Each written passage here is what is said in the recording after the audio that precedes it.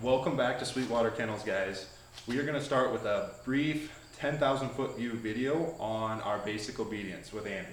Now, with the move and unpacking, repacking, get everything situated, I haven't been able to keep up with the videos as much as I would have liked, but instead of revisiting all of those steps in brief 10,000 foot videos, we're just going to start and do one and knock them all out. If you guys have any questions, we can go back and revisit them, do some tips and tricks, answer some of those questions. But right now we're just going to start with one. So you get that 8-week-old pup. What is our philosophy here at Sweetwater Kennels? What do we kind of our mindset moving forward with those 8-week-old pups? Honestly, it boils down to three things. The first is to keep it fun. They're puppies, they want to have fun, they want to play. As a trainer, we need to play off of that to make sure that we build this good foundation to move forward with our training and with our lives. We don't want to have it be not fun for them. As soon as it's not fun, it's just like humans, guys. As soon as humans have a hobby or a sport or a job that they're not having fun with, they lose interest, their quality of work goes down, they're just there to check the box and move on with their day. We don't want to start that with our pups, because as soon as we do, it's very hard to break that down the road. So step two is keep it simple. We want these tasks and commands and exercises to be super simple, especially for these young pups. We don't want to make it too hard for them. We want them to easily accomplish that and get a reward and start getting this behavior of, he's going to ask me a task, I accomplish it, I get a reward. Point number three is do not rush. Honestly, guys, I get an 8-week-old pup. I don't teach any commands outside of crate training, because we have to start crate training pretty much immediately. Outside of crate training, I'm not teaching any commands though. I want that pup to be relaxed. It's going through enough already. It's left its family, its mom, its home for the first time. It's in a new place, new sights, new smells, new sounds, new family members. We want that pup to be relaxed before we start working on anything, because if it's not, it's going to be detrimental. It's not going to be having fun with it. It's not going to want to learn. It's going to be hesitant, very shy, and we don't want to start those bad behaviors that young, so let them relax. You have time to work with your pup. Don't worry about it. Your puppy's not making retrieves at 10 weeks. That's totally fine. There are very few pups making retrieves at 10 weeks old. So now, building off of that fun and that reward, what we want to do, and what I prefer doing, is a reward-based training. Now, I'm not using treats, but I'm going to use her kibble. Now, why I use her kibble is I don't want this reward to be something she's getting out of the ordinary. I don't want it above and beyond her normal day-to-day. Her normal day-to-day is she gets her kibble, and she gets love and praise and reward from me. That's what I want to keep and set as the expectation moving forward, because I don't want to have to always worry about carrying a fanny pack with treats, so my dog is going to do what I ask it. Another reason why I like to use kibble is because I like to use feeding times as training times. I want to knock two birds out with one stone. I'm already taking the time to feed the pup, water the pup in the mornings. I can just take 5-10 extra minutes to scoop out the feed, whatever the quantity that you're feeding your puppy. Scoop it out and use that as a feeding time. Use that as a training time and a feeding time together. You're going to knock out a lot more. That way you don't have to, it's not this huge daunting, I have to take an hour to work on all these tasks that I want to get done with my dog. This way, it's 10 minutes in the morning. You're drinking your coffee. You're teaching them sit. You're teaching them here. You're teaching them place. And then before you know it, 2 weeks have gone by. You haven't really put in a whole lot of time, but your dog is learning and it knows these basic obedience tasks really well. So step one is really the here or the come command, and then the sit. They kind of play off each other. You can utilize them both in training very easily, because the dogs do them naturally. If you see she's waiting patiently, I haven't told her to sit, and she's just expecting the food, so she's waiting, she's being patient, and she automatically is going to sit. Your puppies will do that as well. They'll know you'll have some food. They'll be trying to be patient. They might jump up on you a few times, step away from them. But as soon as they figure out, hey, I can't jump up and get this food, they're going to sit down and be patient. And that's what we want them to do, because now we can use that to teach sit. And then as we move around the room, we can teach the here or the come command. Now, in teaching that here command, I like to use my hand as a placer. They're puppies, especially when you start this at like the 8 to 10 week mark. They're very playful. And if you wave a hand around in front of them on the ground, they're going to want to attack it and play with it. we're gonna use that as trainers, to use that as a marker, because as soon as their nose hits our hand, they're gonna get a reward, and we're gonna say here, immediately. We're gonna say here, give them that placer, they're gonna wanna play with it, they hit it, they get a reward. Now, we're gonna build off that as we go in philosophy. We start teaching kennel, we're gonna start teaching place, we're gonna start teaching heel, all these other commands. We can use that hand now, as soon as they learn that when I say here and they need to hit my hand to get a reward, and that's what I want them to do, I can now use that to get them into the kennel, to get them up onto their place board, to get them to swing into heel nice. So we're gonna kind of cheat a little bit. So she kind of knows the deal. She's probably gonna sit and jump all of these commands because she knows what we are doing. It's not going to be this easy. There's going to be some trials and tribulations when you're doing it. We had plenty, and I really wish I could have shown you those, but with all the other things going on, I could not. So what we're going to start with is she's already sitting, so I'm going to kind of wave my hand out in front of her. I'm going to say here, here. She hits it. She gets a reward, and she's a little bit bigger, so I'm going to give her a few kibbles here because it's going to fill her up a little bit quicker, a little bit more of a reward, especially because she doesn't really like being up on this table. But for videoing purposes, it's easier for me to put her up here. So to keep her comfortable and keep her satisfied, I'm going to give her more kibbles. So here, I'm going to put that hand up front of her. Here. There she goes. Gotta hit it. There, good girl. Now we'll say sit. And you can see her haunches were already beginning to sink before I even said sit. And you can play off that, guys. As soon as you see their haunches start to lower, they're going to sit. Give them that sit command, and that'll help them register, hey, when he says sit, my haunches are going down, I'm getting into that sit position, and then I get a reward. So we'll say, get kibble ready. All right, come. Good girl. And honestly, guys, like the patience thing I was talking about, as soon as I sit here for a little bit, she's going to sit down. And as soon as she does that, you're going to say sit. Give her some kibble. There we go. Now come. There she goes. Good girl. Sit. Good girl. That's a good girl. So that's the very easy way to teach the here and the come command and play sit right off of it. Because as soon as you start being patient, they're going to automatically sit, and you can start teaching them that. Good girl. So we'll be patient here. Sit, good girl. As soon as she starts lowering those haunches, that's when you're going to want to say the sit command. So the next command we're going to play off of is now the stay command. Now this is going to look a lot easier now than it did when she was 10, 11, 12 weeks old when we started implementing this. But how I start this is I'll get her to the one in here. Here. Get my hand, sit. Good girl. Give her a couple kibbles. She knows sit. I'm going to say sit. Now there's some trainers, sit, good girl. She's going to lay down. I don't mind that. She's being patient.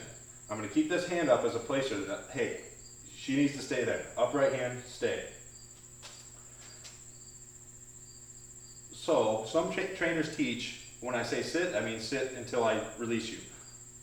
That's what I'm going to build off here as well, but I'm also going to have the stay to reaffirm that. Because I want to say a stay command, no matter what. If I don't really care if they're sitting, I just want them to stay in one spot, I'm going to say stay. That's my preference. You can do however you want to teach this, you can.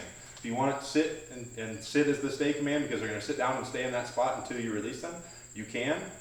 Sometimes, just the way I'm wired, I will just say stay when I'm, if I'm backing a truck in or something, I automatically, I just want to say stay. I just want them to stay in one spot. That's how my mind works. So I will say stay, and I want them to instantly just stop moving. I could say sit. That's just how I'm wired. But how I'm going to teach that? Now, sit. No, sit. She's not going to get a reward for that. Stay. Put the hand up. Stay. Good. And then we can work. No. I'm going to bring her back. Come here. Right here. Good. Sit. Good. Stay. Good. Now she's not getting that reward. So she's thinking now, what does he want me to do here? So we're gonna work on that here command. I said it. Here. There she goes. Good dog. Now that's a little bit advanced. what I would do normally is, come here, sit, sit, and I'm gonna see if, we're gonna work on the sit and stay. So sit, sit, sit. Good, now she's staying in that spot. And I have an internal clock, sit. I'm gonna build off that. As a puppy, it might just be 2 seconds. Then I'm gonna come back in and say, good girl, good girl. Then just have her do it again. Sit. Good, sit. Sit. Now I don't want to say the command too much, but I do want her to register that sit command as a command. So I'm going to say it a couple times, and I'm going to stop it, and I'm only going to say it when she starts to move, because I want to reaffirm that she is sitting. Now she's sat down for a good amount of time. We're going to come back. Good girl, sit. Good girl. Now we don't want them breaking when I come back to feed them. I want them to stay in the sit position. Sit. Sit. Now you could be saying stay if you want to say stay. I use both stay. I use them both interchangeably because I want them to both to mean the same thing. And as a trainer, I sometimes slip up. I'll say sit. I'll say stay. But I want them to do the same thing. If they're sitting, they're not moving until I release them. If they're staying in that spot until I release them. Good. Sit. Sit. Good girl. Good girl. That's a good girl. That's a good girl. Stay. Then when they start getting that picture, start figuring that out, then we can go, come. Good girl. Hits the hand. Get some more food. Good girl. That's a good girl. That's a good girl. Alrighty. So now we're going to work on the place command. You can see she's already on place. How we're going to start this is the same way we taught the here command with that hand placer. So we'll say here, here. She's going to hit the hand, gets a little reward. Now instead of saying here, we're going to hold our hand up over the place board and say place, place, place. Good girl. They're going to hop up on there, get a reward. If they hop off of the place, they don't get a reward. Now it's the same thing with sit as far as making them stay. We can say place and walk away. Make sure they stay on the place. Use that internal timer. We're going to add time as they start doing it well. The first time will be 2 or 3 seconds. You say place, they don't get off the place. You come back, give them the reward. I got you. Place. I got the place. Good girl. Then you can let them off, work on sit, bring them back onto place, and lengthen that time out. 10, 15, 20 seconds as you go. So place is relatively easy. Here, here. Good girl, you get the reward. We can start moving back farther. Now place, place. Good girl. Good girl. Start lengthening it. Start lengthening the time they're on place. Good girl. Good girl. And then you can get them off and start working on those other commands in between those place commands. Now another good one to teach is the kennel command with the crate. Teach them to go into their crate, teach them to go into their kennel. Same aspect as the here or the place command. We want to use our hand as a marker. Sometimes you'll have to put kibble in your hand because we want to teach them that, hey, going into the kennel isn't all bad. You're not going in there to get locked in there forever. Sometimes you do go in and come right out. Sometimes you do go in and get, as you can see, she's like, what do I got to do to get some food, dude? Sometimes you do come in, go into your kennel, you get food, you come right back out. So I'll start with her out here. Come on, can you come? Good. Sit. Sit. Good. Good. And as soon as she gives us that nice calm behavior, we're going to give her that reward. We want to reward good behavior. So what I had to start with, Annie, is putting some kibble in my hand actually, and saying kennel, kennel, kennel, kennel. And they will naturally get in there eventually. If you kind of put your hand at an awkward angle where they can't get to the food from the outside, they will learn that they have to go inside to turn around to get to the food. Now, the next step would be to just use your place hand as well, or your marker hand. So say kennel, kennel, put it inside. They go inside. Don't let them step out of the kennel. Kennel means staying in the crate. So if they step out, say kennel, put some kibble in your hand and put it behind their head. They will have to step back into the kennel to get to the kibble. But good girl. Good girl. Kennel. And again, just like sit or place, we will lengthen the time she's in there. We'll say kennel, leave the door open, make sure she stays inside. Kennel. Good. There she goes. Kennel. Good girl. and we can start moving away and giving that command as soon as she starts learning. When I say kennel and we're right next to the kennel and she goes in there, we can start moving away, lengthening it out. So that's kennel training or crate training. Teaching them to go in the kennel, keep it fun, keep it simple, get them in and out. The sooner they realize that going in and out of the kennel isn't, you know, I go in there for hours on end or a punishment. Kennel.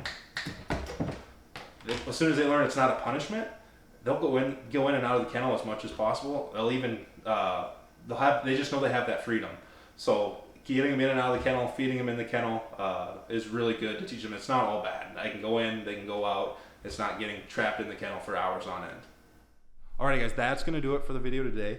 Again, a very, very brief, quick video on our basic obedience. I wouldn't even say 10,000 foot view. That was like a 20,000 foot view run by on basic obedience and what our philosophies are here at Sweetwater Kennels. She is 5.5 months old, guys. Don't forget that. So it looks, we've been working on this since she was 10 weeks old.